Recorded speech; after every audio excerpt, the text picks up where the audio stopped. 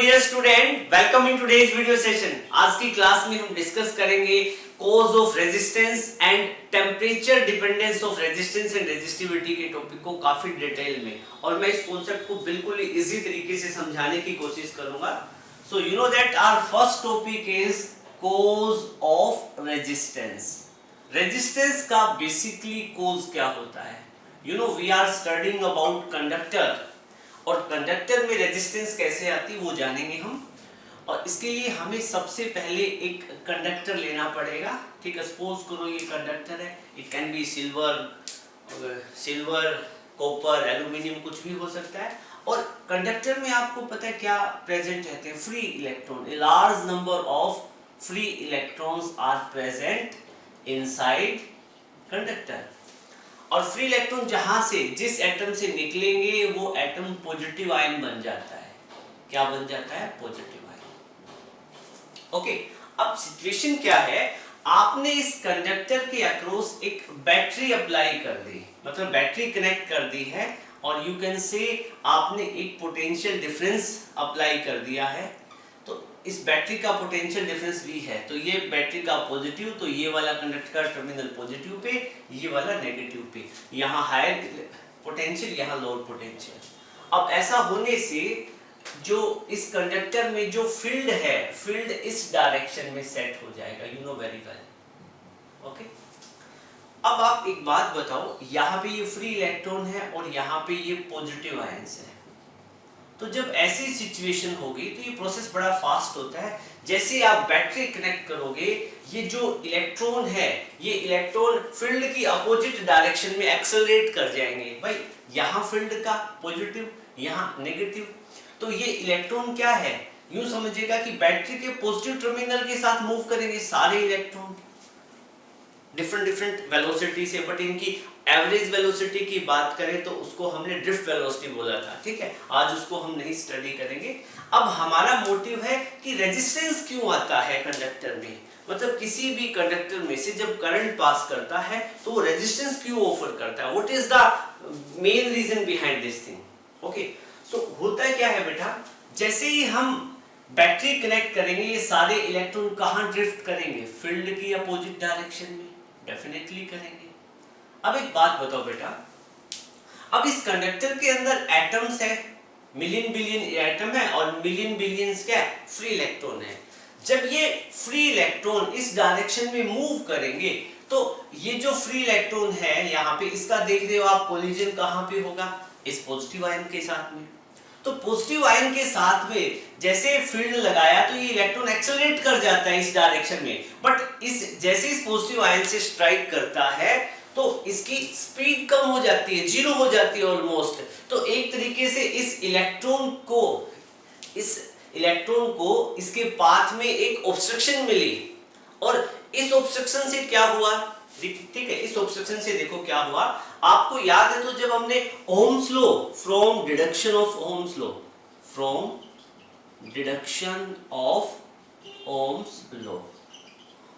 Ohm's law के deduction से हमने एक रिजल्ट फाइंड आउट किया था।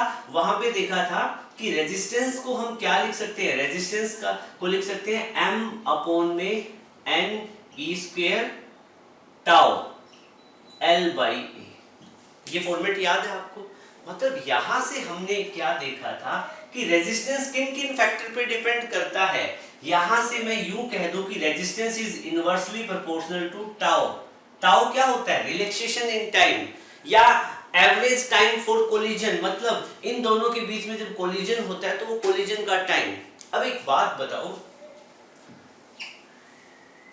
इफ टाउ डिक्रीजेस, मतलब क्या है, ध्यान देना। अब ये इलेक्ट्रॉन, देखो सिचुएशन क्या थी, ये फ्री इलेक्ट्रॉन और पॉजिटिव आयन ऐसे प्रेजेंट थे कंडक्टर में। जैसे आपने फील्ड लगाया, फील्ड लगाते ही ये इलेक्ट्रॉन इमीडिएटली इस पॉजिटिव आयन के साथ में, देखो इलेक्ट्रॉन एक्सेलरेट तो करेगा, मूव करेगा, बट एक बात बताओ, ये इलेक्ट्रॉन इसके साथ में, पॉजिटिव आयन के साथ में कोलाइड करेगा, ज्यादा जल्दी कोलाइड करेगा, तो कोलिजन का टाइम डिक्रीज हो गया, रिलैक्सेशन टाइम क्या हो गया? डिक्रीज हो गया। और टाउ डिक्रीज होने से क्या फर्क पड़ेगा? रेजिस्टेंस क्या हो जाएगा? इंक्रीज। रेजिस्टेंस क्या कर जाएगा? Increase. You are getting my point? तो मतलब कोई एक ऐसा एटम है, उसमें एटम का अरेंजमेंट ऐसे है, एटम का अरेंजमेंट ऐसे है कि उसमें उसके अक्रॉस जब आप फील्ड अप्लाई करोगे या पोटेंशियल डिफरेंस अप्लाई करोगे, तो उस केस में जैसे ही फील्ड लगेगा तो इलेक्ट्रॉन क्या है, फील्ड की अपोजिट डायरेक्शन में मूव करेंगे, और उस टाइम पे ये इलेक्ट्रॉन का जो कोलिजन है, फ्री इलेक्ट्रॉन का कोलिजन है, एटम के साथ में फ्रीक्वेंट होता हो। फ्रीक्वेंट कोलिजन का मतलब क्या होता है? इफ कोलिजन इज फ्रीक्वेंट मतलब ज्यादा जल्दी कोलिजन हो जाना। तो जब ज्यादा जल्दी कोलिजन होगा तो टाउ डिक्रीज करेगा और रेजिस्टेंस क्या कर जाएगा, इंक्रीज। तो मतलब कोई भी कंडक्टर है उसमें जो रेजिस्टेंस होता है वो बेसिकली कोलिजन के कारण होता है, इलेक्ट्रॉन का इस पॉजिटिव आयंस के साथ में, और इलेक्ट्रॉन जब दूसरे इलेक्ट्रॉन से स्ट्राइक करके अपनी वेलोसिटी को डिक्रीज करते हैं, उस केस में भी क्या है, मतलब रेजिस्टेंस इंक्रीज होता है। You are getting my point? तो बात करें cause of collision, cause of resistance, तो आप क्या लिखोगे? Basic cause is collision. Basic cause क्या होता है? कोलिजन रहता है ऑफ फ्री इलेक्ट्रॉन्स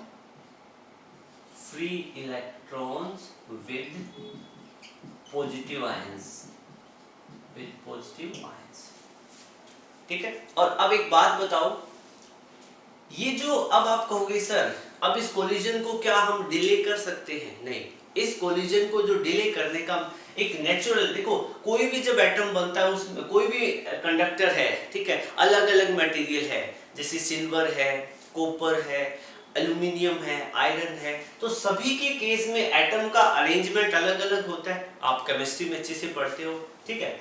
अब ये कहते हैं कि सिल्वर बेस्ट कंडक्टर है, तो सिल्वर बेस्ट कंडक्टर क्यों है? क्योंकि इसलिए होगा सिल्वर बेस्ट कंडक्टर कि उसमें जो फ्री इलेक्ट्रॉन है और एटम है इनके बीच में मतलब एक तो स्पेसिंग अच्छी मिलेगी, और जब इलेक्ट्रॉन मूव करेगा तो उसके पाथ में ऑब्स्ट्रक्शन कम से कम आएगी। You are getting my point? तो ऑब्स्ट्रक्शन इलेक्ट्रॉन कम फील करेगा, तो मतलब इलेक्ट्रॉन के कोलिजन का टाइम इंक्रीज हो जाएगा, ठीक है। जब कोलिजन फ्रीक्वेंट नहीं होगा तो क्या होगा, देखो, if collision is not frequent, collision जल्दी से नहीं होते, ये मटेरियल के नेचर पे डिपेंड करेगा, तो उस केस में देन क्या होगा, टाउ इंक्रीज कर जाएगा, कोलिजन होने का जो टाइम है वो इंक्रीज कर जाएगा, और रेजिस्टेंस क्या कर जाएगी, डिक्रीज। ओके, ये तो था बेसिक कॉज ऑफ रेजिस्टेंस। हाँ, आप नोट में ये भी लिख लें कि resistance also depend on various factor. तो रेजिस्टेंस किस पे डिपेंड करती है? लेंथ पे भी डिपेंड करती है, एरिया पे भी डिपेंड करती है। ओके, तो और भी सारे मतलब बेसिकली कॉज ऑफ रेजिस्टेंस आपको पता चल गया क्या होता है, कोलिजन। नोट करें। हम स्टडी करेंगे effect of temperature on resistance, कि कंडक्टर पे जो कंडक्टर है और उस कंडक्टर की रेजिस्टेंस होती है, चाहे कंडक्टर हो, सेमीकंडक्टर हो या इंसुलेटर हो, सभी के केसेस में एक रेजिस्टेंस एग्जिस्ट करती है, ठीक है। कंडक्टर के केस में कम होती है, सेमीकंडक्टर में थोड़ी ज्यादा होती है, और इंसुलेटर में बहुत ज्यादा होती है, ठीक है। और आपको पता है रेजिस्टेंस का जो सिस्टम है, जो रेजिस्टेंस का जो मेन कॉज है वो कोलिजन था, ठीक है। और एटम की अरेंजमेंट भी, किसी पर्टिकुलर मटेरियल में एटम का अरेंजमेंट कैसे है, मतलब एटम का अरेंजमेंट इलेक्ट्रॉन के मोशन को सपोर्टिंग है, मतलब वो उनके पाथ में ऑब्स्ट्रक्शन नहीं बनेंगे, तो उस मटेरियल की रेजिस्टेंस कम होगी, क्योंकि वहां कोलिजन होने में टाइम ज्यादा लगेगा, ठीक है। तो टाइम ज्यादा लगेगा तो रिलैक्सेशन इन टाइम इंक्रीज कर जाता है, तो रेजिस्टेंस डिक्रीज कर जाएगी, उसमें से करंट इजीली ज्यादा अमाउंट में फ्लो कर पाएगा। You are getting my point? अब हम ये देखेंगे कि हमारे पास में टेम्परेचर, हमारे पास में तीन कैटेगरी में हमें डिस्कशन करना है। फर्स्ट है कंडक्टर। फर्स्ट ऑफ ऑल हम बात करेंगे फॉर कंडक्टर। हम ये देखेंगे कि कंडक्टर का टेम्परेचर हम बढ़ा देते हैं तो उसका रेजिस्टेंस इंक्रीज करेगा, डिक्रीज करेगा या कांस्टेंट रहेगा, ये हमें देखना है, ठीक है। तो हमने सबसे पहले एक यहाँ पे कंडक्टर लिया हुआ है, ठीक है। यहाँ पे कंडक्टर में बहुत सारे फ्री इलेक्ट्रॉन है, पॉजिटिव आयंस की प्रेजेंस है, और कंडक्टर के अक्रॉस आपने एक बैटरी लगा रखी है और ये वाला कंडक्टर का एंड हायर पोटेंशियल पे लोअर पोटेंशियल पे, और ऐसा करने से कंडक्टर में एक फील्ड सेट हो जाता है, ठीक है। और फील्ड सेट होने से क्या होगा बेटा, ये जो इलेक्ट्रॉन है ये फील्ड की अपोजिट डायरेक्शन में मूव करेंगे, ठीक है। हाँ, अब हम कुछ कंडक्टर के पैरामीटर की बात करें तो कंडक्टर है, इस कंडक्टर का लेंथ मैंने ले रखा है L और इस कंडक्टर का एरिया ऑफ क्रॉस सेक्शन कितना है A, ठीक है।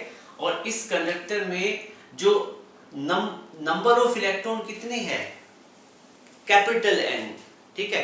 बट हमें क्या नंबर ऑफ इलेक्ट्रॉन की रिक्वायरमेंट नहीं पड़ेगी, हम नंबर डेंसिटी की टर्म में बात करेंगे। और नंबर डेंसिटी क्या होता है, number of free electron present per unit volume, ठीक है। तो यहाँ पे हम कुछ डेटा यहाँ पे लिखें तो आप लिखो A क्या चीज है, एरिया ऑफ कंडक्टर, कंडक्टर का एरिया है। L क्या चीज है, लेंथ ऑफ कंडक्टर, ठीक है।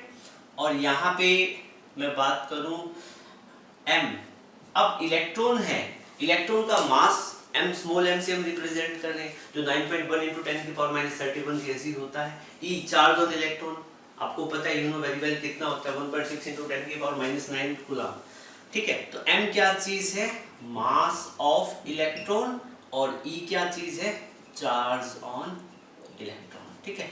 n स्मॉल n ये क्या चीज है, नंबर डेंसिटी, क्या चीज है, नंबर डेंसिटी, ठीक है।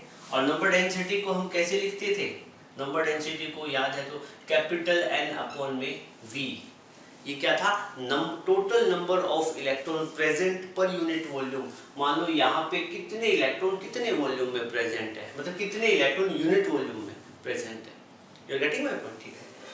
सो N क्या चीज है, नंबर डेंसिटी।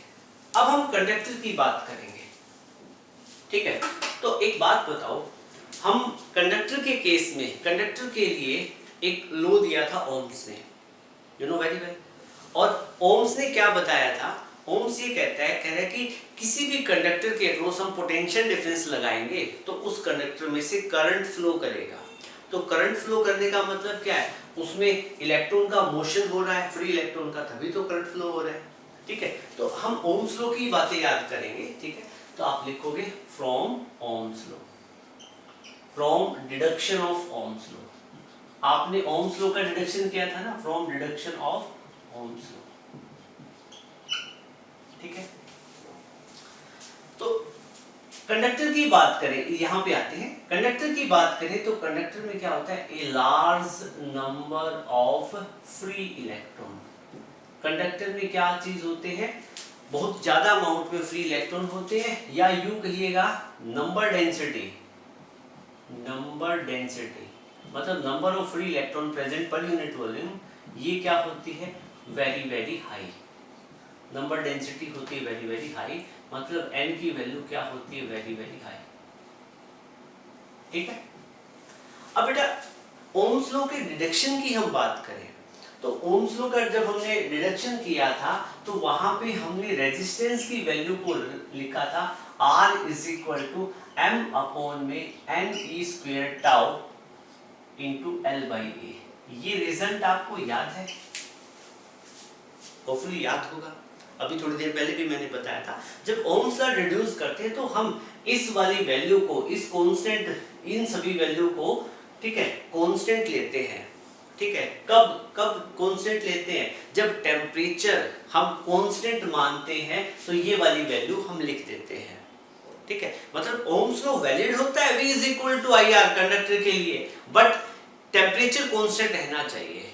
बट आज टॉपिक क्या कह रहा है, टॉपिक कह रहा है कि भाई टेम्परेचर का रेजिस्टेंस पे क्या इंपैक्ट पड़ेगा, और कंडक्टर का ही केस हम स्टडी कर रहे हैं। मतलब कंडक्टर के केस में आप वोल्टेज भी लगा रहे हो, और वोल्टेज लगाने से कंडक्टर में करंट फ्लो हो रहा है, बट साथ के साथ आप टेम्परेचर भी बढ़ा रहे हो।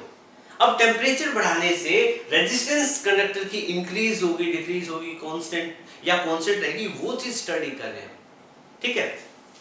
तो ओम्स लॉ की डिडक्शन से रेजिस्टेंस, इस सभी वैल्यू को हमने, इन सभी वैल्यू को एट कांस्टेंट टेम्परेचर और अदर फिजिकल कंडीशन को कांस्टेंट मान के हमने रेजिस्टेंस लिखा था। तो यहां से हम क्या कह सकते हैं, we can say resistance is inversely proportional to tau. Resistance किसके इनवर्सली प्रोपोर्शनल है, टाउ के, और टाउ रिलैक्सेशन इन टाइम है। दूसरा, और हम क्या कह सकते हैं, resistance is inversely proportional to number density. Resistance क्या चीज है, नंबर डेंसिटी के भी इनवर्सली प्रोपोर्शनल है। You are getting my point. तो अब एक बात बताओ, ये दोनों कंडीशन है। अब m क्या चीज है, m mass of electron constant है, लेंथ कांस्टेंट है, एरिया ऑफ कंडक्टर ये कांस्टेंट है। देखो इस कंडक्टर की लेंथ l है, area of cross section a है, ठीक है, ये दोनों कांस्टेंट है, मास कांस्टेंट है, ठीक है। e चार्ज ऑन इलेक्ट्रॉन, ये जो e आप देख रहे हो ये e भी कांस्टेंट है। अब बचा कौन, n और टाउ, तो ये दोनों रेजिस्टेंस के इनवर्सली प्रोपोर्शनल है, ठीक है। अब हमें क्या करना है, हमें तो ये देखना है कि टेम्परेचर से रेजिस्टेंस पे क्या इंपैक्ट पड़ेगा, ठीक। अब एक बात बताओ बेटा, अब मैं कह रहा हूं कि if temperature is increased, temperature हम इंक्रीज करेंगे, टेम्परेचर हम इंक्रीज करेंगे, ये देखो टेम्परेचर हमने इंक्रीज कर दिया, तो टेम्परेचर हम इंक्रीज करेंगे कंडक्टर का, तो उस पर क्या इंपैक्ट रहेगा, ठीक है। आपको पता है इस कंडक्टर में आपने फील्ड वगैरह अप्लाई कर रखा है, ठीक है, पोटेंशियल डिफरेंस अप्लाई कर रखा है, जिससे फील्ड सेट हो रखा है, और ऐसा होने से इसमें इलेक्ट्रॉन मूव कर रहे हैं फील्ड की अपोजिट डायरेक्शन में, और जब वो मूव करते हैं तो पॉजिटिव आयन से भी कोलाइड करते हैं, इलेक्ट्रॉन इलेक्ट्रॉन का भी कोलिजन होता है। अब आप इस कंडक्टर को, मतलब इस कंडक्टर का टेम्परेचर बढ़ा देते हो, इस कंडक्टर का टेम्परेचर आपने राइज कर दिया, तो टेम्परेचर राइज करोगे तो एक तरीके से आपने इन इलेक्ट्रॉन को और ज्यादा एनर्जी दे दी है, थर्मल एनर्जी दे दी है, हीट एनर्जी दे दी है। अब ये थर्मल एनर्जी से क्या होगा, ये इलेक्ट्रॉन, अब जब इस कंडक्टर को हम हीट एनर्जी देंगे तो आपको मैंने बताया था ये जो एटम है ये वाइब्रेट करते रहते हैं, ये जो पॉजिटिव आयंस है ये क्या करते हैं, वाइब्रेट करते रहते हैं, ये पॉजिटिव आयन और जोर जोर से वाइब्रेट करेंगे। वाइब्रेट करने से क्या होगा कि इधर से जो इलेक्ट्रॉन आ रहे हैं उनके पाथ में ये जो वाइब्रेटिंग जो आयंस है ये आने की प्रोबेबिलिटी या टेंडेंसी और ज्यादा बढ़ जाएगी, तो कोलिजन फ्रीक्वेंट हो जाएंगे। मतलब सपोज करो कि ये जो फ्री इलेक्ट्रॉन है इधर मूव कर रहा था और आपने इस कंडक्टर का टेम्परेचर इंक्रीज कर दिया, तो इसमें वाइब्रेशन बढ़ गई ना, तो वाइब्रेशन पहले तो ये यहाँ तक वाइब्रेट कर रहा था, एम्पलीट्यूड छोटा था, अब इस टेम्परेचर बढ़ाने से इसका एम्पलीट्यूड बढ़ जाता है, ठीक है। तो मान लो अब क्या है, ये एटम वाइब्रेट करके यहाँ आ जाए तो इसका क्या, इस इलेक्ट्रॉन के साथ में कोलिजन हो जाएगा, तो इस इलेक्ट्रॉन ये उधर जा रहा था, ठीक है, मतलब चार्ज फ्लो इस डायरेक्शन में हो रहा था, तो चार्ज फ्लो रुक गया ना। अब चार्ज फ्लो रुक गया तो क्या है, रेजिस्टेंस आ गई।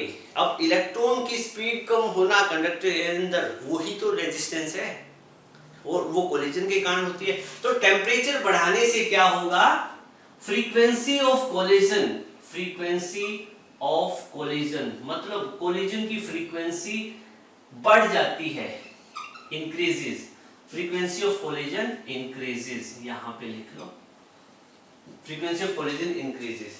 अब जब कोलिजन पहले तो लेट हो रहा था, अब जल्दी हो जाएगा, तो रिलैक्सेशन इन टाइम क्या होगा, डिक्रीज, देन टाउ, टाउ क्या हो जाएगा, डिक्रीज, रिलैक्सेशन टाइम डिक्रीज होगा, सो रेजिस्टेंस क्या हो जाएगा, इंक्रीज, रेजिस्टेंस क्या हो जाएगा, इंक्रीज। क्यों, क्योंकि टाउ डिक्रीज होने से रेजिस्टेंस क्या होगा, इंक्रीज, इनवर्सली प्रोपोर्शनल है। You are getting my point, ठीक है। फिर ये तो था ये वाला केस, ठीक है। अब इसके बाद में हम यहां पे लिखते हैं। अब बेटा एक बात बताओ, ये तो इतनी कहानी तो आपको समझ में आ रही है।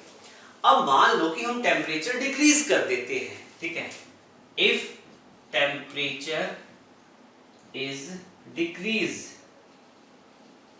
हम टेम्परेचर डिक्रीज करते हैं, इफ टेम्परेचर इज डिक्रीज, जब टेम्परेचर डिक्रीज करेंगे तो क्या होगा, टेम्परेचर हमने डिक्रीज किया तो एक बात बताओ, अब ये जो एटम है कम वाइब्रेट करेंगे। देखो मैंने आपको 11th क्लास में भी बताया था, जब किसी मटेरियल को हम हीट एनर्जी देते हैं तो उसके एटम वाइब्रेट करने लग जाते हैं, और हम उसका टेम्परेचर डिक्रीज करेंगे तो एक तरीके से उनका क्या है, आप एनालॉजी समझ सकते हो कि एटम की वाइब्रेशन कम हो जाती है। ठीक है, तो एटम की वाइब्रेशन कम हो जाएगी तो ये इधर जा रहे इलेक्ट्रॉन के पाथ में ऑब्स्ट्रक्शन कम बनेंगे, तो ऑब्स्ट्रक्शन कम बनेंगे तो क्या होगा, frequency of collision decreases, frequency of collision decreases, बहुत कम कोलिजन होंगे। ठीक है, और कोलिजन कम होंगे तो क्या होगा, देन टाउ डिक्रीज, रिलैक्सेशन इन टाइम डिक्रीज करेगा, और सो ये फ्रीक्वेंसी वाला पॉइंट लिखने की जरूरत नहीं, वैसे भी समझ में आ गया होगा अब तक तो आपको। ठीक है, अब ऐसा होने से रेजिस्टेंस क्या हो जाएगा, sorry frequency of collision, frequency of collision temperature कम करने से फ्रीक्वेंसी ऑफ कोलिजन मतलब अब सॉरी टेम्परेचर कम करने से ये जो फ्रीक्वेंसी ऑफ कोलिजन है ये इंक्रीज कर जाएगी। ठीक है, पहले डिक्रीज कर जाएगी, फ्रीक्वेंसी ऑफ कोलिजन डिक्रीज कर जाएगी, और फ्रीक्वेंसी ऑफ कोलिजन डिक्रीज करेगी तो कोलिजन लेट होगा। ठीक है, तो यूं कहिएगा कि टाउ क्या हो जाएगा, इंक्रीज, और टाउ इंक्रीज होने से रेजिस्टेंस क्या हो जाएगी, डिक्रीज। ठीक है, तो बस सिंपल सी बात है, ये आपको समझ में आ गया होगा कि टेम्परेचर इंक्रीज होगा, टेम्परेचर इंक्रीज होगा तो टाउ डिक्रीज होगा, और टाउ डिक्रीज होगा तो रेजिस्टेंस इंक्रीज होगी, और टेम्परेचर डिक्रीज होगा तो टाउ इंक्रीज होगा, और टाउ इंक्रीज होगा तो रेजिस्टेंस क्या होगी, decrease. You are getting my point? तो it was all about effect of temperature on resistance. बेटा हमने यहाँ पे देखो, अब वापस फिर से इसी पॉइंट पे आते हैं, हमें ये वाला पॉइंट और डिस्कस करना है, नंबर डेंसिटी वाला। हमने क्या देखा, रेजिस्टेंस के केस में, रेजिस्टेंस के केस में आपने क्या देखा, टेम्परेचर इंक्रीज करता है तो टाउ डिक्रीज करता है और रेजिस्टेंस इंक्रीज हो जाता है। ठीक है, और फाइनली क्या ऑब्जर्व किया, टेम्परेचर डिक्रीज हुआ, टाउ इंक्रीज हो जाता है, रेजिस्टेंस डिक्रीज हो जाता है। ठीक है, अब मैं ये तो हमारा था कि टेम्परेचर इंक्रीज या डिक्रीज होने पे रिलैक्सेशन इन टाइम पे क्या इंपैक्ट पड़ा, अब नंबर डेंसिटी पे क्या इंपैक्ट पड़ेगा वो भी डिस्कस करना है। ठीक है, नंबर डेंसिटी क्या होता है, फ्री इलेक्ट्रॉन। ठीक है, अब एक बात बताओ, आपके पास एक एटम है और उस एटम का आपने टेम्परेचर इंक्रीज कर दिया। ठीक है, तो टेम्परेचर इंक्रीज कर दिया तो in another word I can say we are imparting thermal energy to that atom, और वो थर्मल एनर्जी क्या है, हम किसी एटम को एक्स्ट्रा एनर्जी दे रहे हैं, और जब एनर्जी ज्यादा दे देंगे तो उस ज्यादा एनर्जी हम देंगे तो उस एटम के फ्री इलेक्ट्रॉन निकल जाएंगे उससे। मतलब एक तरीके से ये टेम्परेचर इंक्रीज करने से आप उस एटम को आयनाइजेशन एनर्जी दे रहे हो, amount of energy to require it is the amount of energy to require an electron from outermost shell of that atom. You are getting my point? Chemistry में पढ़ते हो ना आयोनाइजेशन एनर्जी, ठीक है, class 10 में भी पढ़ के आए होंगे। तो अब हम यहाँ पे क्या करते हैं, अब टेम्परेचर बढ़ेगा तो उस एटम जो कंडक्टर है, कंडक्टर के अंदर एटम है, एटम में से इलेक्ट्रॉन भी तो लिबरेट होंगे। ठीक है, तो अब इलेक्ट्रॉन लिबरेट होंगे, बट क्या है, कंडक्टर की जो कंडक्टर में ऑलरेडी बहुत ज्यादा अमाउंट में क्या है, फ्री इलेक्ट्रॉन प्रेजेंट है। ठीक है, और आपने टेम्परेचर बढ़ाया तो थोड़े बहुत इलेक्ट्रॉन निकल गए। ठीक है, बट क्या है कि पहले तो कंडक्टर में इलेक्ट्रॉन थे million billion trillion, large amount में फ्री इलेक्ट्रॉन थे। जब आपने टेम्परेचर बढ़ाया तो 1000 के अमाउंट में मान लो इलेक्ट्रॉन निकल गए, तो मिलियन बिलियन ट्रिलियन में जब हम 1000 ऐड करेंगे तो क्या उन 1000 इलेक्ट्रॉन का कोई ज्यादा इंपैक्ट होगा, नहीं होगा। You are getting my point? तो अब इस केस में क्या है, यहां पे आप देखो, आप लिखोगे टेम्परेचर, इस वाले पॉइंट को आप लिखो, टेम्परेचर इंक्रीजेस तो नंबर डेंसिटी इंक्रीज करेगी। नंबर डेंसिटी क्या करेगी, इंक्रीज करेगी, और रेजिस्टेंस क्या करेगी, डिक्रीज करेगी। आपने टेम्परेचर बढ़ाया, नंबर डेंसिटी बढ़ गई, फ्री इलेक्ट्रॉन और ज्यादा बढ़ गए, ठीक है, बट ज्यादा नहीं बढ़ेंगे, ठीक है, लेकिन फिर भी बढ़ने से रेजिस्टेंस क्या होगी, डिक्रीज होगी, ठीक है। लिखोगे but this change is negligible. ये चेंज क्या होता है, नेग्लिजिबल होता है। ये चेंज क्या होता है, नेग्लिजिबल होता है। तो इसीलिए जब आप बुक्स में देखोगे तो आप लिखोगे number density almost independent of temperature, ये लिखा आपको मिलेगा, ठीक है। या आपको ऐसा लिख, बुक में कैसा लिखा मिलेगा, so we can say number density is almost independent on temperature। Number density का टेम्परेचर पे ज्यादा इम्पैक्ट नहीं पड़ता, ठीक है। और वहीं हम बात करते हैं, उसकी दूसरी सिचुएशन लेते हैं, ठीक है। आपको पता है R resistance inversely proportional to number density था, ठीक है। अब हम टेम्परेचर डिक्रीज कर देते हैं, तो टेम्परेचर डिक्रीज करने से नंबर डेंसिटी कम हो जाएगी, जो फ्री इलेक्ट्रॉन लिबरेट हो रहे थे वो नहीं होंगे, ठीक है। तो उस केस में क्या होगा, रेजिस्टेंस क्या हो जाएगी, इंक्रीज हो जाएगी, रेजिस्टेंस क्या हो जाएगी, इंक्रीज हो जाएगी, but still change is negligible. Change कैसा है, negligible. So we can say what, कि number density independent on temperature, number density temperature पे डिपेंड नहीं करेगी। मतलब ये तो वो कहानी है ना, पहले कंडक्टर में इलेक्ट्रॉन की बाढ़ आई हुई थी, और उस बाढ़ में, इलेक्ट्रॉन की बाढ़ में आपने एक ग्लास इलेक्ट्रॉन का भर के और डाल दिया, ठीक है। तो क्या उस बाढ़ में, उस जो एक ग्लास आपने इलेक्ट्रॉन का भर के डाला है, उस इलेक्ट्रॉन की बाढ़ में कोई इफेक्ट पड़ेगा, नहीं, थोड़ा सा पड़ेगा, but that will be negligible, हम उसको कंसीडर नहीं करेंगे, ओके। सो नोट करें। इसी के साथ में हम effect of temperature on resistance के साथ में रेजिस्टिविटी को भी कंसीडर करें तो सिनेरियो क्या रहेगा, ये देखो बेटा, ओके। अब आपको ये पता है, वी नो रेजिस्टेंस का फॉर्मूला आपको पता है, R इज इक्वल टू क्या था, m अपॉन में n e square tau into l by a, okay. अब एक बात बताओ बेटा, सिंस वी नो, आप यहां पे लिख दो वी ऑल्सो नो, तो जो m अपॉन में n e स्क्वायर टाउ, इसको हम बोलते हैं रेजिस्टिविटी, इसको हमने क्या बोला था, रेजिस्टिविटी, ठीक है।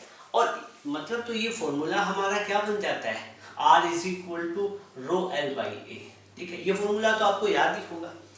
अब हमें, जब मैंने ये कंडीशन ली थी m अपॉन में n e स्क्वायर टाउ, इसको रेजिस्टिविटी बोला था, ठीक है। जब ओम्स लॉ की हम बात करें वहां पे, तो उस केस में हमने एट कांस्टेंट टेम्परेचर कंडीशन ली थी, टेम्परेचर कांस्टेंट और अदर फिजिकल कंडीशन है वो भी कांस्टेंट रहनी चाहिए।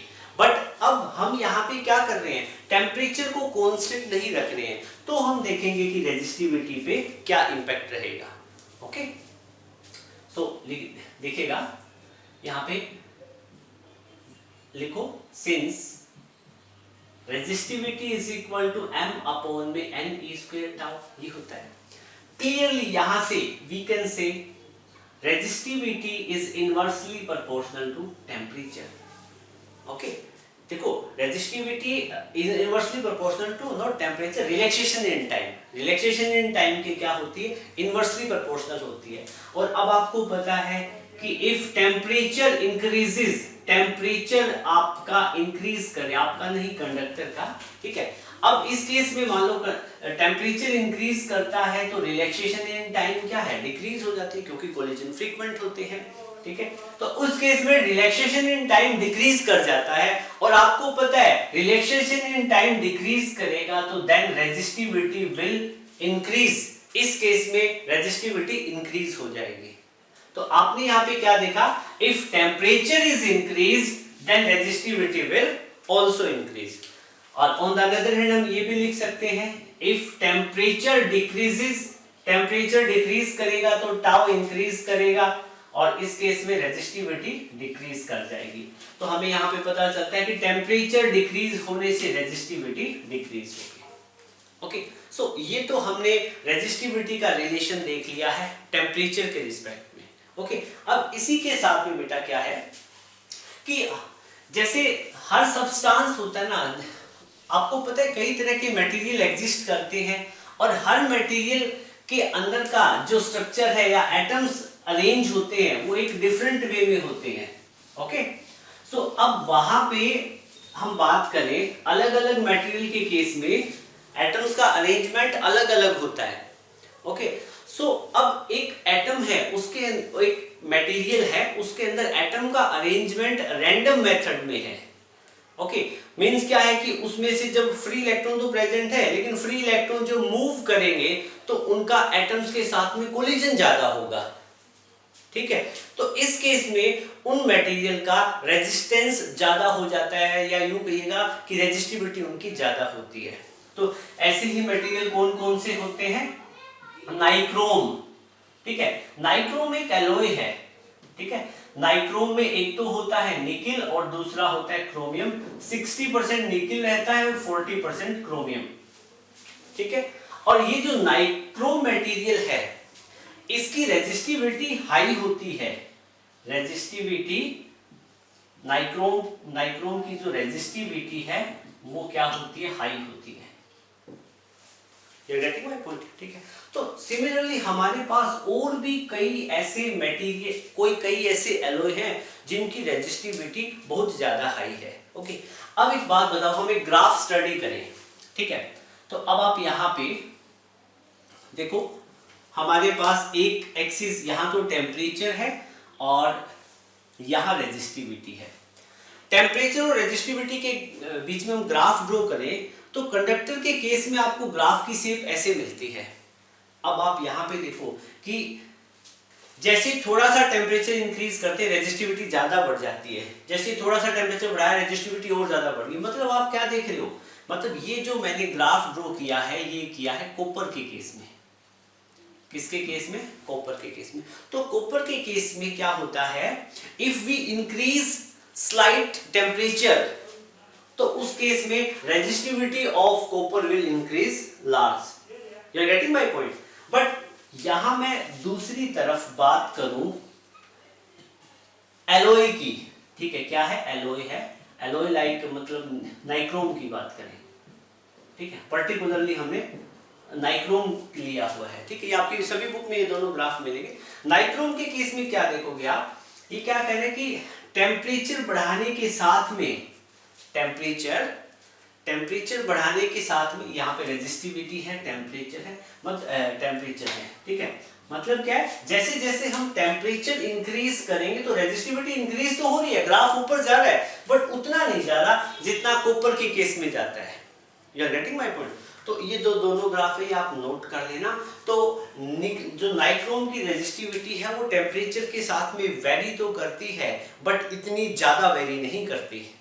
ओके, बट कॉपर की बात करें तो कॉपर की जो रेजिस्टिविटी है टेम्परेचर के साथ में, टेम्परेचर में थोड़ा सा चेंज होने से रेजिस्टिविटी ज्यादा इंक्रीज होती है। नोट करो एक बार।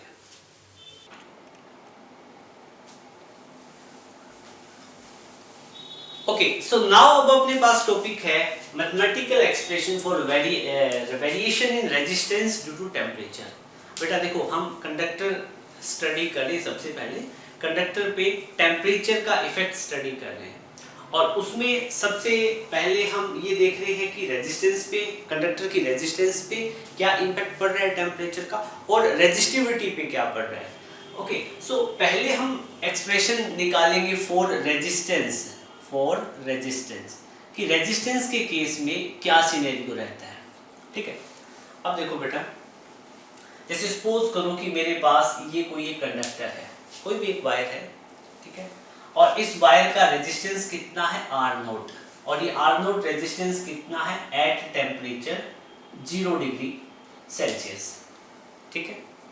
और वहीं पे फिर मेरे पास ये सेम कंडक्टर है और इस कंडक्टर का मैंने टेम्परेचर इंक्रीज कर दिया।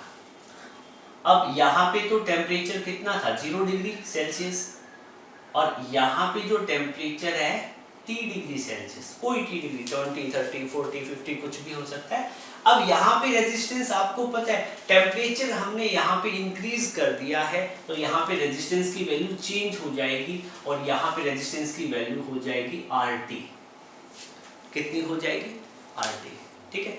और नेचुरल सी बात है यहाँ रेजिस्टेंस 1 ओम होगा तो यहाँ पे 1.1, 1.2, 1.3 ओम कुछ ना कुछ वैल्यू मिलेगी। तो यहाँ पे आप ये देख लो कि RT बड़ा होगा R0 से, क्योंकि टेम्परेचर के साथ में रेजिस्टेंस तो इंक्रीज करेगी।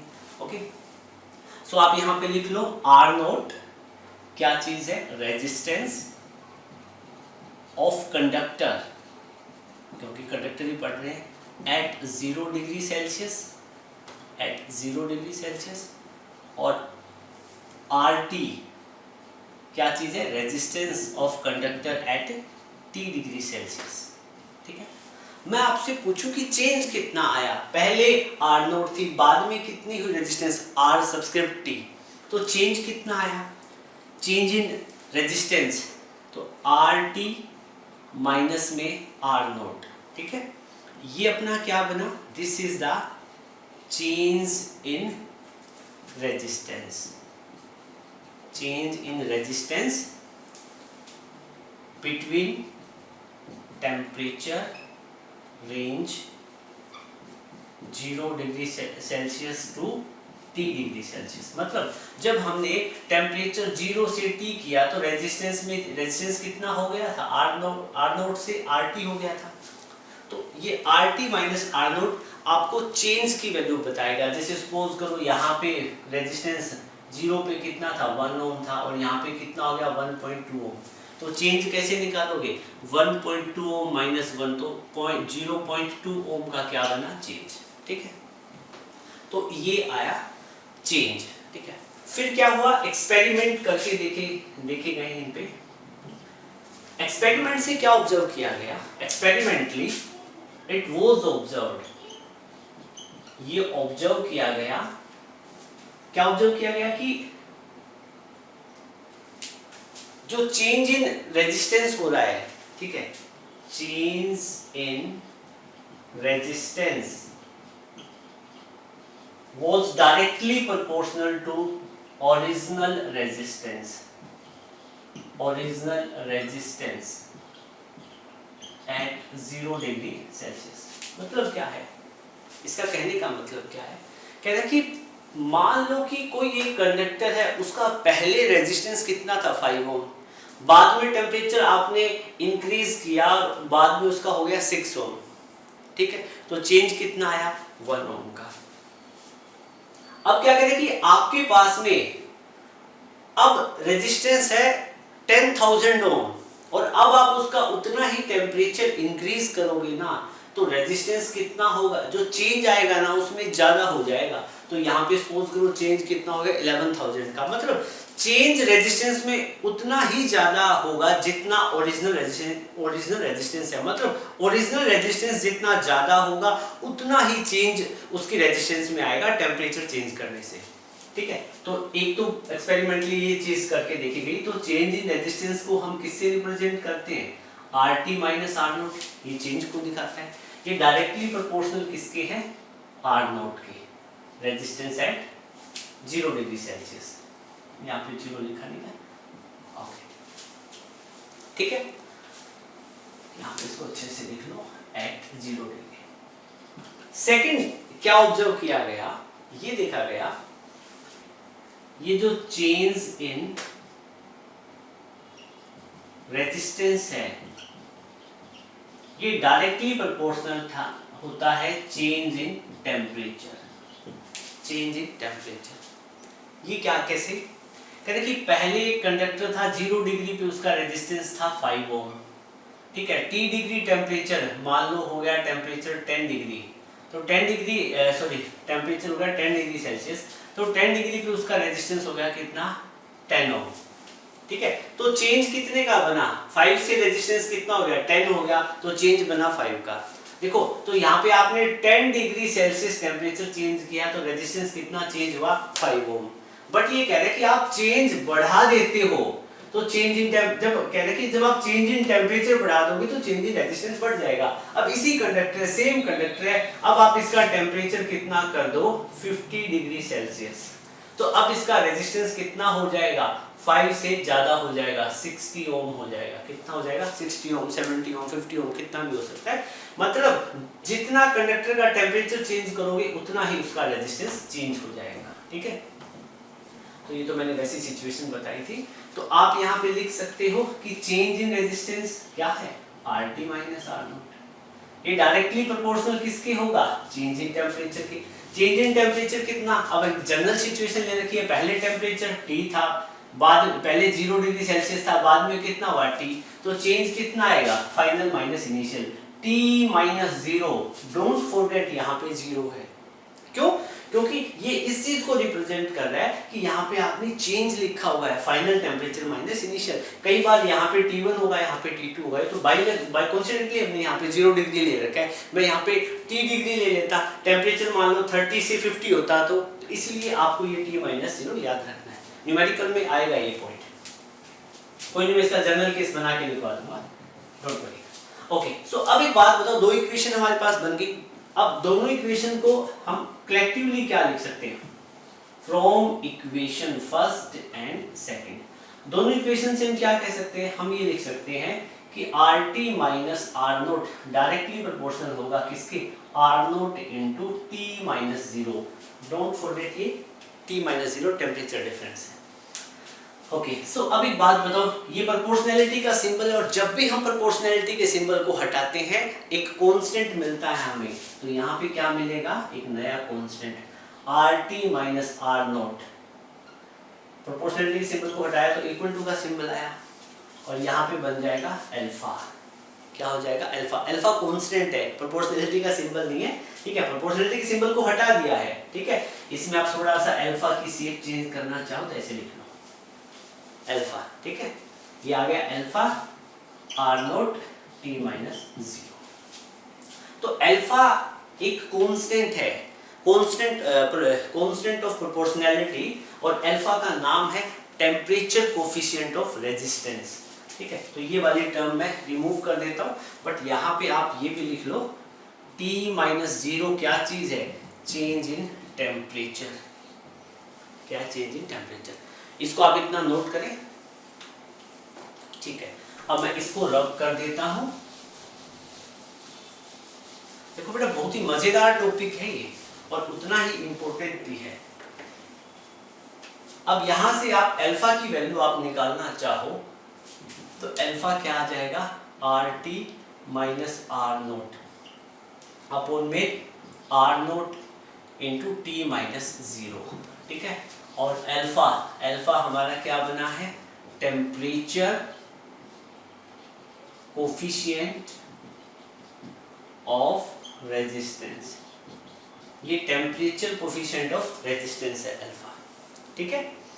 ओके, अब एक बात बताओ बेटा, अब इसकी डेफिनेशन लिखनी हो तो आप कैसे लिखोगे, आप अपने आप ड्राफ्ट कर सकते हो।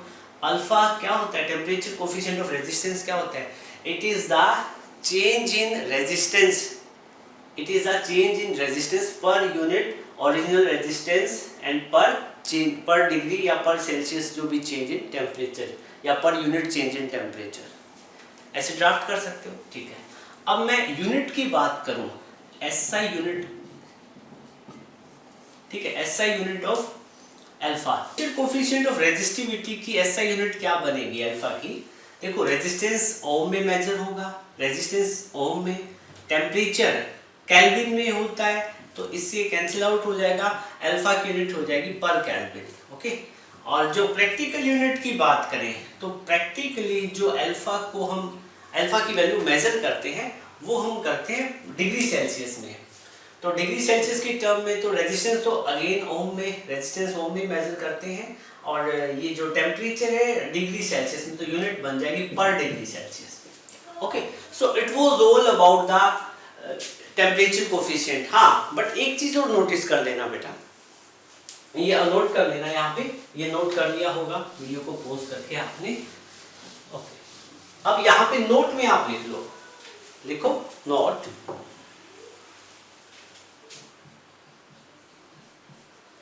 देखो कुछ एलॉय होते हैं हमारे पास, ठीक, लाइक एक तो आपने नाम सुना होगा कॉन्स्टेंटन, ठीक है, एक होता है मैंगनीन, मैंगनीन, ठीक है। कॉन्स्टेंटन बेसिकली क्या होता है, ये इसमें कॉन्स्टेंटन में कॉपर प्लस में निकिल होता है, ठीक है, ये दोनों एलॉय हैं, ये भी एलॉय है और ये भी एलॉय है। कॉन्स्टेंटन में कॉपर और निकिल होता है और इसमें 55% तो कॉपर होता है और 45 निकिल होता है, ठीक है, और ये कॉन्स्टेंटन एलॉय है। और मैंगनीन की बात करें तो मैंगनीन में कॉपर होता है और मैंगनीज होता है, मैंगनीज और प्लस में निकिल होता है। कॉपर रहेगा 86% और मैंगनीज इसमें रहेगा नियर अबाउट 12%, 84% होता है बेटा, कॉपर 84%, 12% मैंगनीज और 4% होता है निकिल। ये दोनों के दोनों एलॉय है।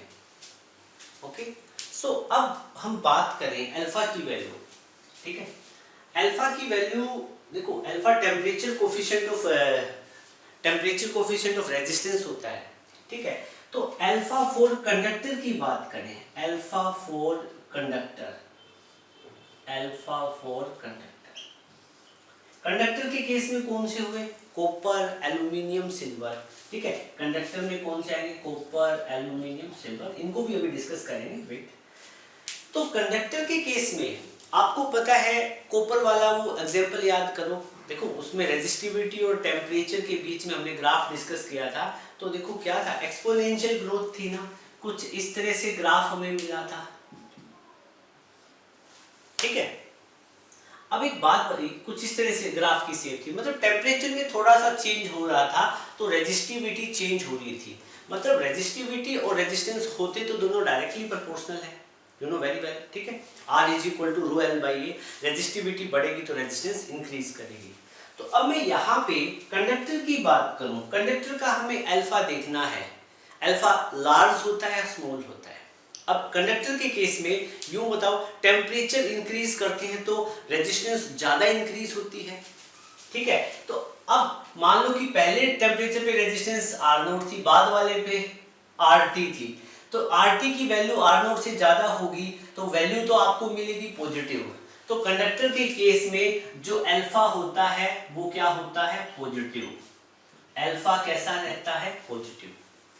और देखो अब टेम्परेचर के साथ बढ़ने में रेजिस्टेंस की वैल्यू ज्यादा बढ़ेगी तो RT माइनस R0 का गैप ज्यादा हो जाएगा, तो अल्फा पॉजिटिव तो होता है लेकिन लार्ज होता है। कंडक्टर के केस की बात करें तो alpha temperature coefficient of resistance positive होगा और लार्ज होगा, ठीक है। और वहीं पे अल्फा की बात करें हम फॉर एलॉय, तो एलॉयज के केस में प्रैक्टिकली हमने ये करके देखा, एक्सपेरिमेंट करके देखे हैं, तो इसमें हमें क्या पता चलता है, ये जो कुछ कॉन्स्टेंटन है, मैंगनीन है, नाइट्रोम, मैं नाइट्रोम की बात करता हूँ, ठीक है। किसकी बात करते हैं, नाइट्रोम की। थोड़ी देर पहले मैंने आपको बताया था नाइट्रोम, नाइट्रोम में बेसिकली निकिल प्लस में क्रोमियम रहता है, ठीक है, नाइट्रोम एक एलॉय है। तो नाइट्रोम के केस में हमने क्या ऑब्जर्व किया था कि नाइट्रोम का ग्राफ कुछ ऐसे आया था, रेजिस्टिविटी और टेम्परेचर के बीच में आई थिंक यू दिखाया था हमने क्या देखा था, टेम्परेचर बढ़ने से रेजिस्टिविटी ज्यादा इंक्रीज नहीं करती, इंक्रीज तो करती है लेकिन थोड़ी इंक्रीज करती है, you are getting my point. तो मतलब टेम्परेचर के साथ में रेजिस्टिविटी थोड़ी इंक्रीज करती है, तो इसका मतलब आप ये भी तो समझ सकते हो ना, टेम्परेचर के साथ में रेजिस्टेंस भी थोड़ा इंक्रीज करेगा। मतलब क्या है, RT R0 क्या है, पहले टेम्परेचर था, RT बाद वाली कंडीशन पे T टेम्परेचर पे, एलॉय का केस लेते हैं। तो अब पहले मान लो रेजिस्टेंस थी 1 ओम और बाद में कितनी होगी 1.1 ओम, तो मान लो ये यहाँ पे टेम्परेचर था 10 डिग्री, यहाँ पे हो गया 40 डिग्री, ठीक है। तो टेम्परेचर इंक्रीज होने से रेजिस्टेंस क्या है, कम इंक्रीज हुई, तो यहाँ पे रेजिस्टेंस RT माइनस में R0 का डिफरेंस कम बना ना, तो मतलब क्या ये ऐसा होता है एलॉय के केस में। एलॉय के केस में टेम्परेचर के साथ में रेजिस्टेंस ज्यादा इंक्रीज नहीं करती, बहुत कम इंक्रीज करती है। जब रेजिस्टेंस बहुत कम इंक्रीज करेगी तो RT माइनस R नोट की वैल्यू पॉजिटिव तो होगी। एलॉय के केस में अल्फा पॉजिटिव तो होगा, बट अल्फा की वैल्यू आपको क्या मिलेगी, स्मॉल। अल्फा की वैल्यू क्या मिलेगी, वेरी वेरी स्मॉल। आप इसको लिखो वेरी वेरी स्मॉल, ठीक है। और इंपॉर्टेंट और मजेदार बात क्या है कि जो एलॉय कॉन्स्टेंटन और मैंगनीन है, इनके केस में टेम्परेचर बढ़ाने पे रेजिस्टेंस की वैल्यू नेग्लिजिबल के इक्वल बढ़ती है, मतलब ऑलमोस्ट कांस्टेंट रहती है। मतलब यूं कहिएगा कि जो कांस्टेंटन और मैंगनीन है ना, इनका जो रेजिस्टेंस है टेम्परेचर के साथ में वेरी नहीं करता, या ऑलमोस्ट इनका कांस्टेंट रहता है। हाँ, बट नाइक्रोम एक ऐसा एलॉय है, नाइक्रोम ऐसा एलॉय है जिसका टेम्परेचर चेंज करने पे रेजिस्टेंस चेंज हो जाएगी, कुछ चेंज हमें मिलेगा, बट यहाँ पे जो चेंज होता है ना वो नेग्लिजिबल होता है। देखो क्यों होता है, क्योंकि ये तो हर एक मटेरियल की अलग अलग की प्रॉपर्टी है ना, तो आप ये नोट कर लोगे, लिखो कॉन्स्टेंटन एंड मैग्नीन, नोट करें, constantan and manganin are such alloy whose resistivity, और यूं कहिएगा कि resistance, whose resistance oblique resistivity does not vary with change in temperature. Their resistance and resistivity almost remain same. उनकी resistivity या जो resistance है वो ऑलमोस्ट क्या है, सेम है। या यूं कह सकते हो the alloy like constantan and मैग्नीन, the alloy like constantan and मैग्नीन, their resistance and resistivity is independent of temperature। और इनकी इसी खासियत की वजह से, due to their such specialties, we make standard resistor। हमें कोई भी रेजिस्टर बनाना हो, ठीक है, कोई भी रेजिस्टिव एलिमेंट बनाना हो, हम चाहते हैं कि हमने जैसे फिजिक्स लैब में आप देखते हो, आपने रेजिस्टेंस बॉक्स बना दिया है या कोई भी रजिस्टर प्रिपेयर होता है, तो हम इस मटेरियल के बनाएंगे, क्योंकि हम चाहेंगे कि टेम्परेचर चेंज होने से उनकी रेजिस्टेंस चेंज ना हो। मतलब कोई भी हम एक्सपेरिमेंट करें तो हमें रीडिंग ऑलमोस्ट मतलब स्टैंडर्ड मिले, फिक्स मिले, मतलब जो जो यूनिट है वही मिले, ज्यादा चेंज ना आए प्रैक्टिकली। ओके, सो नोट करें। अब हम क्या करेंगे, मैथमेटिकल एक्सप्रेशन निकालेंगे फॉर रेजिस्टिविटी। हमें रेजिस्टिविटी के लिए मैथमेटिकल एक्सप्रेशन क्या है हमें स्टडी करना है। ओके, सो एक बात बताओ बेटा, आपको पता है रेजिस्टिविटी का फॉर्मूला क्या होता है, m अपॉन में n e स्क्वायर टाउ। यहाँ रेजिस्टिविटी टाउ के इनवर्सली प्रोपोर्शनल है, और आपको पता है इफ टेम्परेचर चेंजेस तो देन रेजिस्टिविटी चेंज करेगी। तो आपको पता है कि if temperature increases then tau decreases and resistivity increases. ये हम पढ़ चुके हैं, ठीक है। अब हम कोई एक मटेरियल लेते हैं और वो उसकी जो जो रेजिस्टिविटी है वो हम बात करेंगे, सपोज करो T डिग्री सेल्सियस पे है। कितनी पे है, T डिग्री पे, T नोट सेल्सियस है। कितनी है, T note Celsius.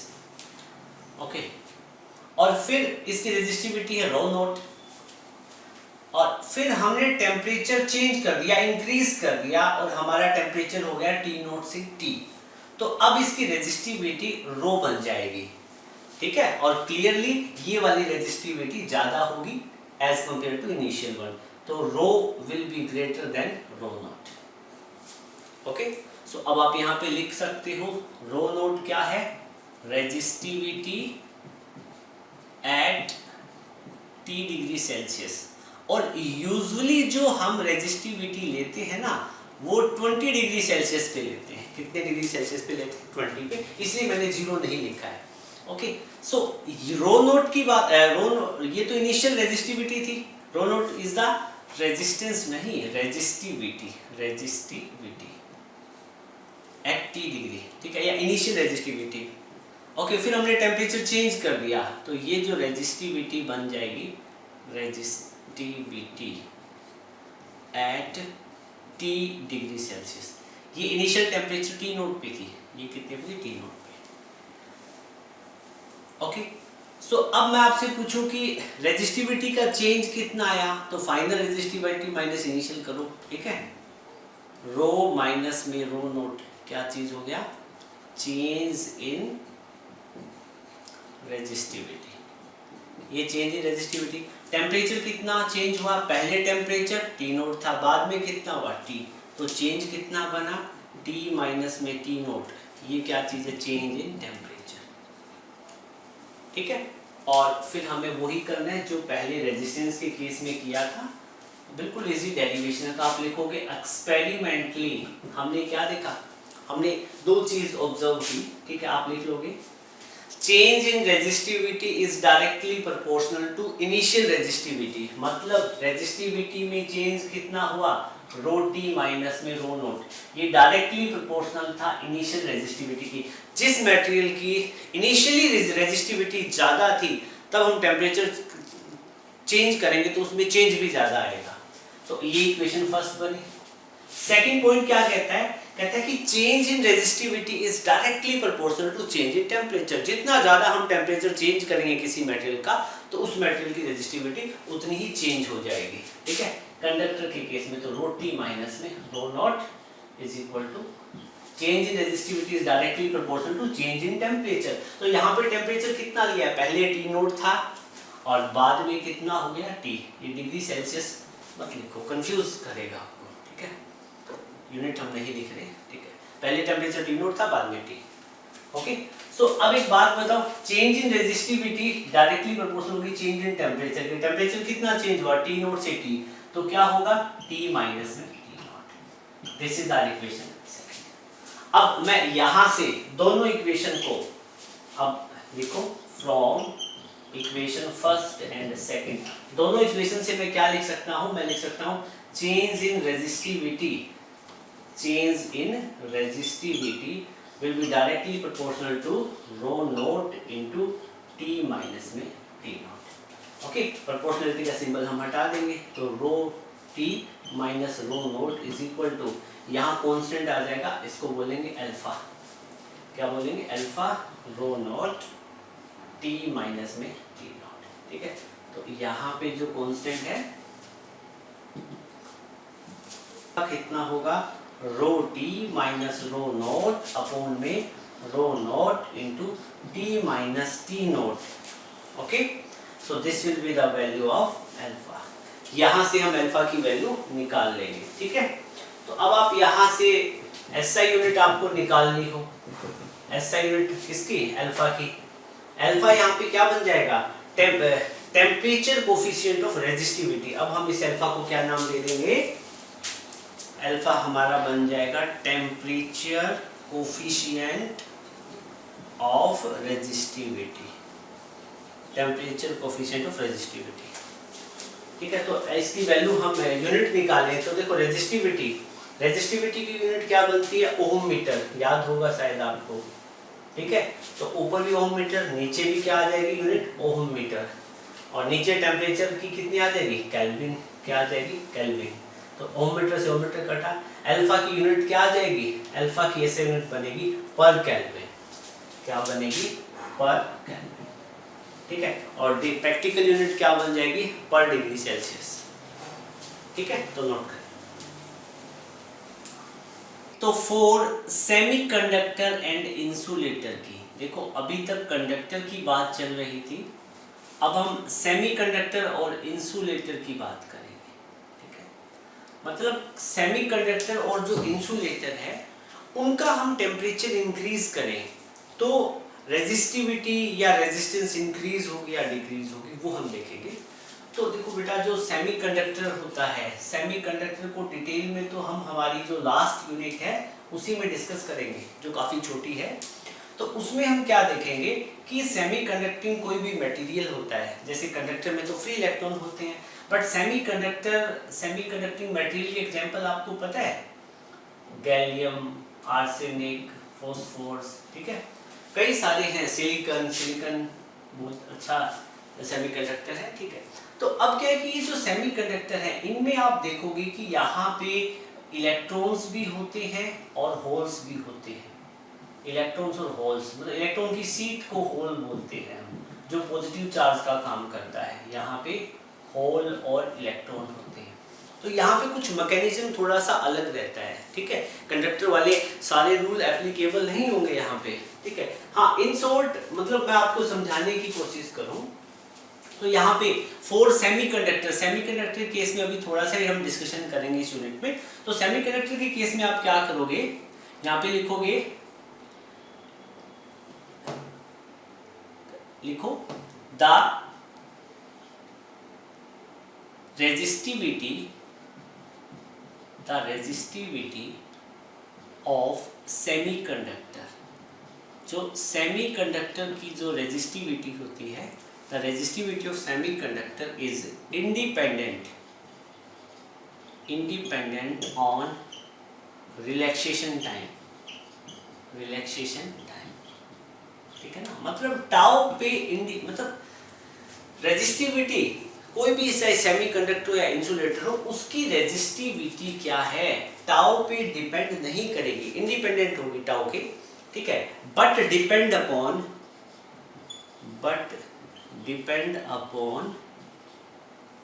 Number density, मतलब वो किस पे डिपेंड करेगी, नंबर डेंसिटी, ठीक है। तो नंबर डेंसिटी जो चार्ज कैरियर होते हैं, जो इलेक्ट्रॉन्स होते हैं, उनकी नंबर डेंसिटी पे डिपेंड करेगी, ठीक है। तो अब हम देखें यहाँ पे, तो रेजिस्टिविटी की बात करें तो रेजिस्टिविटी को हम लिख सकते हैं m/n e²τ, ठीक है। तो यहाँ आपने क्या देखा, रेजिस्टिविटी देखो m और e तो कांस्टेंट रहेंगे, तो रेजिस्टिविटी दो ही फैक्टर पे डिपेंड करेगी।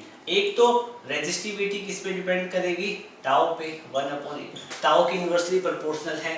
दूसरा क्या है, रेजिस्टिविटी इनवर्सली प्रोपोर्शनल है नंबर डेंसिटी के, ठीक है। तो यहाँ पे ये वाली कहानी तो गलत हो जाएगी सेमीकंडक्टर में, क्योंकि सेमीकंडक्टर में रिलैक्सेशन इन टाइम के इंडिपेंडेंट होती है। क्यों होती है वो हम सेमीकंडक्टर वाली यूनिट में डिस्कस करेंगे, ठीक है। तो ये तो होगा ही नहीं, हम मतलब क्या है, रेजिस्टिविटी सेमीकंडक्टर की इंडिपेंडेंट होती है इसलिए। अब बात आती है कि रेजिस्टिविटी किस पे डिपेंड करती है, नंबर डेंसिटी पे, ठीक है। अब हमने फिर एक एक्सपेरिमेंट करके देखा, तो लिखो experimentally it was scene, experimentally ये देखा जाता है number density at temperature T temperature पे हम नंबर डेंसिटी को कैसे बताते हैं, देखो number density at T temperature, ठीक है। वैसे तो n ही है, ब्रैकेट का मतलब T टेम्परेचर पे किस तरह से वैरी करती है, n0 इंटू e की पावर माइनस Eg/में kT, ठीक है, Eg/में kT। यहाँ पे देखिएगा ये जो n है, आप इसको nt मत लिखो, ऐसे लिख दो, n = n0 e की पावर माइनस Eg/में 2kT। n क्या चीज है यहाँ पे, नंबर डेंसिटी, क्या है बेटा, number density at temperature T, और n0 क्या चीज है, number density at temperature 0 degree, ठीक है, 0 डिग्री सेल्सियस, ठीक है।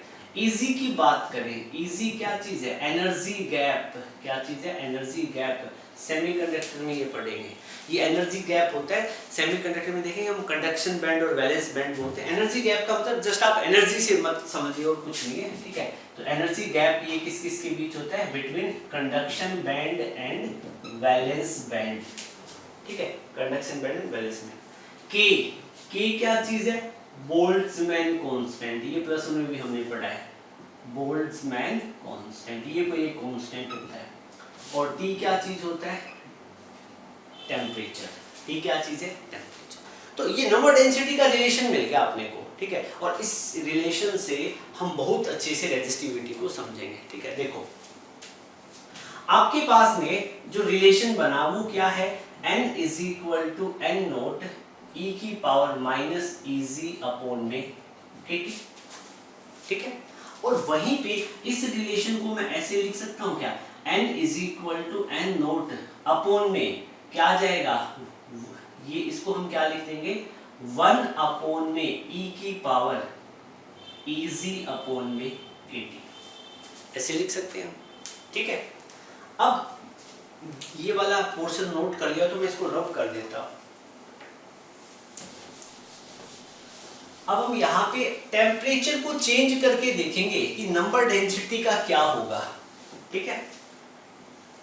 अब हमारे पास जो रिलेशन आया है यहां से यहां पे आ जाओ, हमारे पास रिलेशन बना n is equal to n naught upon में e की power Eg energy gap upon में kT, ठीक है। अब बेटा एक बात बताओ, इफ टेम्परेचर इंक्रीजेस, मतलब मैं टेम्परेचर इंक्रीज करूंगा तो Eg अपॉन में kT, मतलब यहां पे Eg अपॉन में kT इसकी वैल्यू क्या करेगी, डिक्रीज कर जाएगी ना। इस कंप्लीट एक्सप्रेशन की बात कर रहा हूं मैं, इस एक्सप्रेशन में T की वैल्यू इंक्रीज करूंगा तो इस टोटल की वैल्यू क्या कर जाएगी, डिक्रीज कर जाएगी।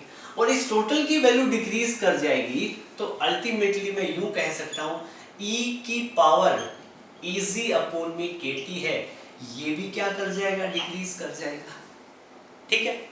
और आपको पता है ये वाली कंप्लीट वैल्यू डिक्रीज करेगी तो नंबर डेंसिटी T टेम्परेचर पे क्या कर जाएगी, इंक्रीज, क्योंकि ये इसके क्या है, इनवर्सली प्रोपोर्शनल है।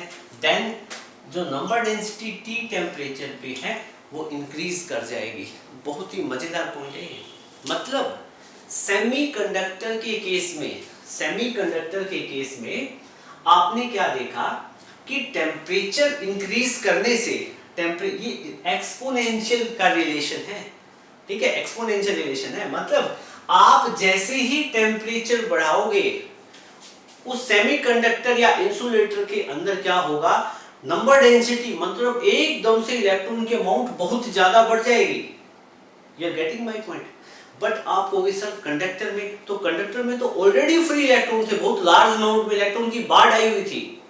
बट सेमीकंडक्टर में फ्री इलेक्ट्रॉन प्रेजेंट नहीं होते हैं, ठीक है। तो अब क्या है, रूम टेम्परेचर पे। अब एक बात बताओ, जब यहां पे सेमीकंडक्टर के केस में मैं टेम्परेचर की वैल्यू इंक्रीज करूंगा तो मैंने क्या ऑब्जर्व किया कि नंबर डेंसिटी इलेक्ट्रॉन की बहुत ज्यादा बढ़ गई, और नंबर डेंसिटी बढ़ने से, ठीक है, यहां तक पहुंच गए हम।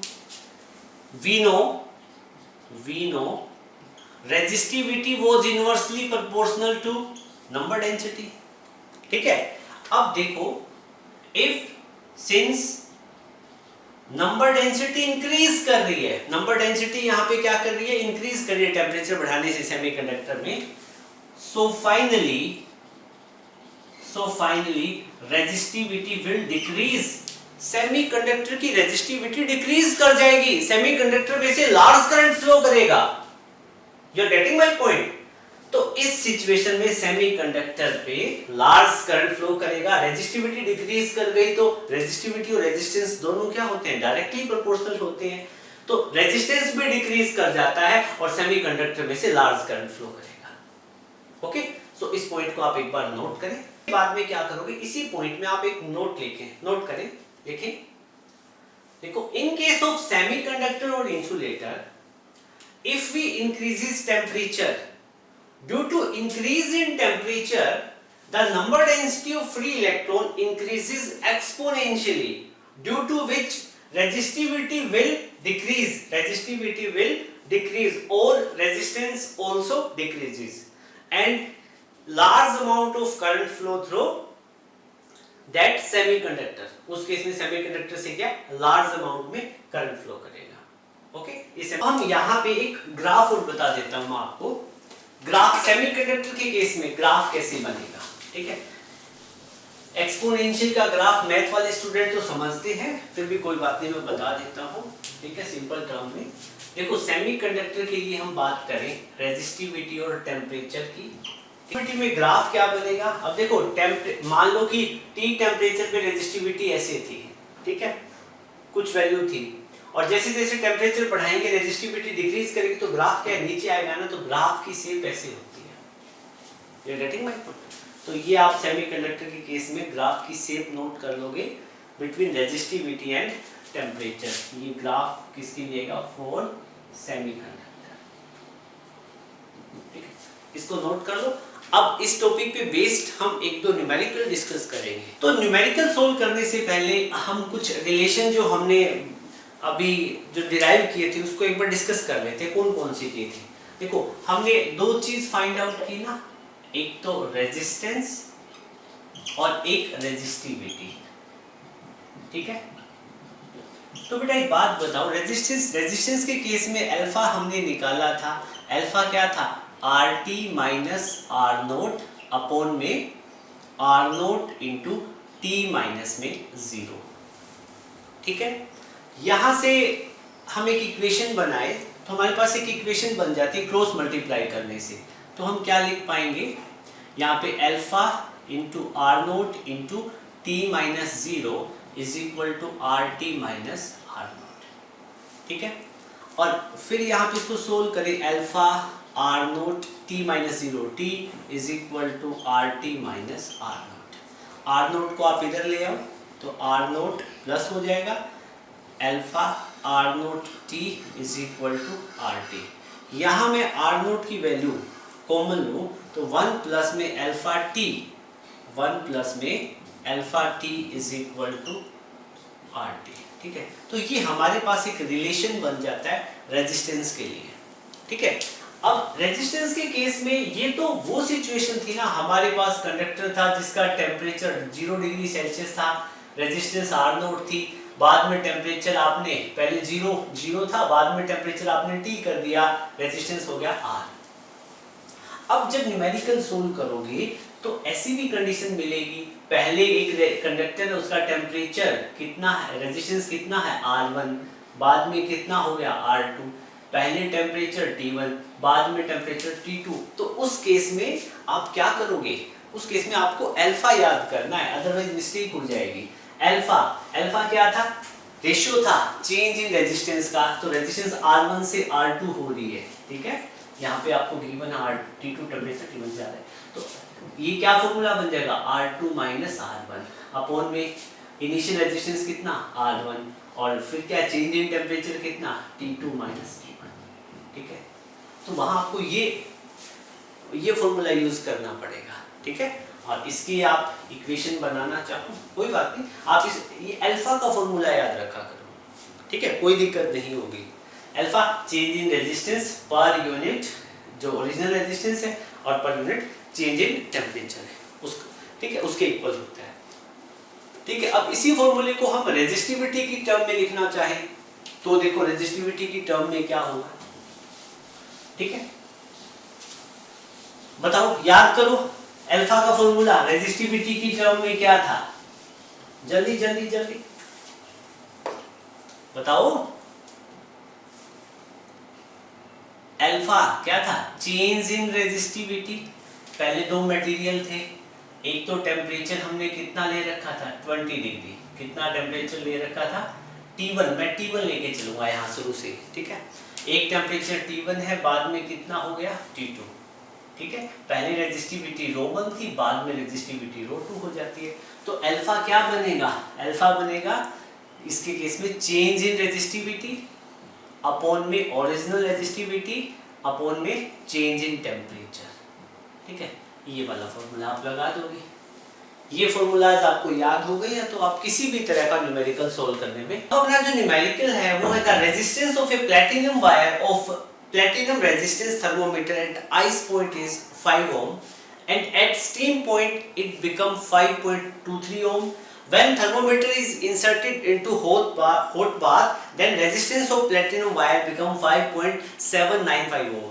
So calculate the temperature of hot bath. आपको hot bath का टेम्परेचर निकालना है। देखो सिचुएशन क्या गिवन है आपको सिचुएशन कुछ ऐसे गिवन है, आपके पास में ये प्लेटिनम वायर है।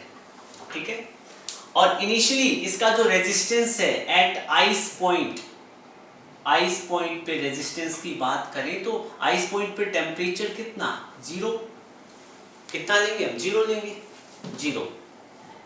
ठीक है, और 0 डिग्री सेल्सियस लिया, और इस टाइम इसकी रेजिस्टेंस कितनी है? R0, और आर नोट रेजिस्टेंस कितनी, दैट इज अबाउट 5 ओम, वो कितनी है 5 ओम है। फिर आपने इसी का टेम्परेचर चेंज कर दिया, मतलब इसी वायर का आपने स्टीम पॉइंट पे रेजिस्टेंस चेक किया, स्टीम पॉइंट कितना 100 डिग्री सेल्सियस पे, तो इसका रेजिस्टेंस नेचुरल सी बात है चेंज हो जाएगा और इंक्रीज होगा, मतलब रेजिस्टेंस आप 100 डिग्री पे फाइंड आउट करोगे तो रेजिस्टेंस चेंज हो जाएगा, इंक्रीज हो जाएगा, और वो इंक्रीज रेजिस्टेंस कितना था 5.23 ओम। ओके, अब क्या कह रहे हैं, कह रहे कि फिर आपने उस थर्मोमीटर को किसी एक हॉट बाथ में इंसर्ट कर दिया, मतलब कोई टी टेम्परेचर वाली कंडीशन है, ठीक है, मतलब at any temperature, hot bath का टेम्परेचर हमें निकालना है, पता नहीं ना, एट एनी टेम्परेचर, और एनी टेम्परेचर पे इसका जो रेजिस्टेंस था प्लेटिनम वायर का वो कितना बन गया, दैट बिकम 5.795 ओम।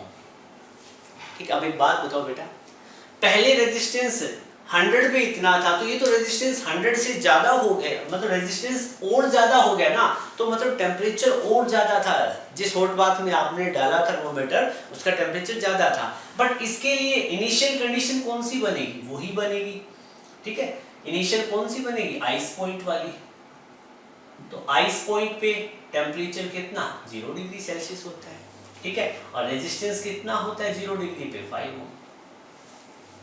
और आपसे पूछा गया है कि at any temperature T, T temperature पे जो इतना रेजिस्टेंस हुआ, तो वो टेम्परेचर की वैल्यू बताओ। सो इसके लिए आपको टेम्परेचर कोफिशिएंट ऑफ रेजिस्टेंस वाला फॉर्मूला लगाना पड़ेगा। तो अब आपके पास दो सिचुएशन होगी ना बेटा, एक सिचुएशन 1 और सिचुएशन 2। इसमें आप अल्फा का फॉर्मूला लिखो, अल्फा क्या हो जाएगा, final resistance minus initial resistance at 100 minus resistance at 0, ठीक है, इनिशियल और फाइनल कंडीशन काउंट किया करो, 100 लिखो, आप इसको R1 लिख देते, R2 लिख देते, ये आप पे डिपेंड करता है, ठीक है।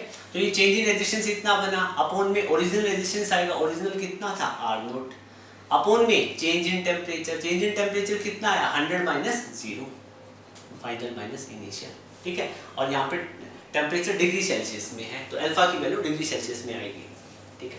अब यहाँ पे आप अल्फा को क्या लिख सकते हो, रेजिस्टेंस 100 कितना था 5.23 माइनस में 5 अपॉन में 5 इंटू 100, ठीक है, ये वैल्यू मिली आपको, एक तो यहाँ से ये, तो अल्फा की वैल्यू आप यहाँ पे लिखना चाहो तो लिखने की रिक्वायरमेंट है क्या, लिखने की रिक्वायरमेंट है, आप यहाँ पे जहाँ रिक्वायरमेंट है वहाँ पुट कर देना 0.23 अपॉन में 500, ठीक है। फिर सेकंड सिचुएशन, यहाँ पे अल्फा का फॉर्मूला लगाओ, इसका अल्फा निकालेंगे, तो अल्फा यहाँ पे क्या हो जाएगा, change in resistance RT minus R0 upon में original resistance, change in temperature, 0 से टेम्परेचर T होता है, ओके। तो यहाँ पे आप अल्फा की वैल्यू आपको T की वैल्यू निकालनी है, तो देखो अल्फा की वैल्यू तो यहाँ से पुट कर दो 0.23 अपॉन में 500, कितना हो जाएगा RT minus R0, sorry RT minus R0, तो RT कितना सॉरी T टेम्परेचर पे रेजिस्टेंस कितना हुआ 5.795 माइनस में R0 कितना था 5 अपॉन में R0 5, फाइनल टेम्परेचर कितना T माइनस 0 कितना T, ठीक है। तो यहाँ से आप वैल्यू फाइंड आउट कर दो 0.23 अपॉन में 500, ये बनेगा 0.795 अपॉन में 5T।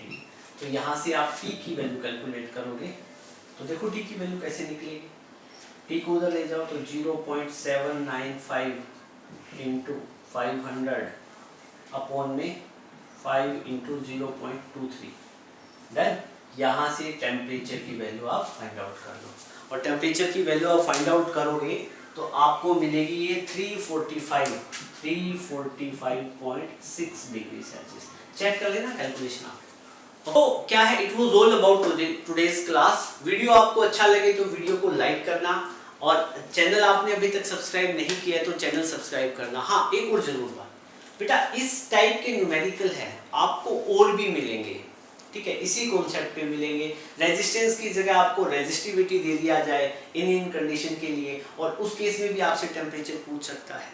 तो टेम्परेचर कंपैरिजन की आपको relative situation in case of resistance और रेजिस्टिविटी मिल सकती है। तो आप इस तरह के न्यूमेरिकल इजीली कर सकते हो। आपको कॉन्सेप्ट अच्छे से समझ में आ गया ना, तो या और इस न्यूमेरिकल करने के लिए तो आपको अल्फा वाला फॉर्मूला याद करना है रेजिस्टेंस और रेजिस्टिविटी के केस में, तो आप कोई भी न्यूमेरिकल कर दो। सो एट लास्ट बस मैं यही कहूँगा, आप प्रैक्टिस करते रहिए मोर एंड मोर न्यूमेरिकल, और नेक्स्ट वीडियो में मिलेंगे हम एक नए टॉपिक के साथ में। So thank you, have a great day ahead.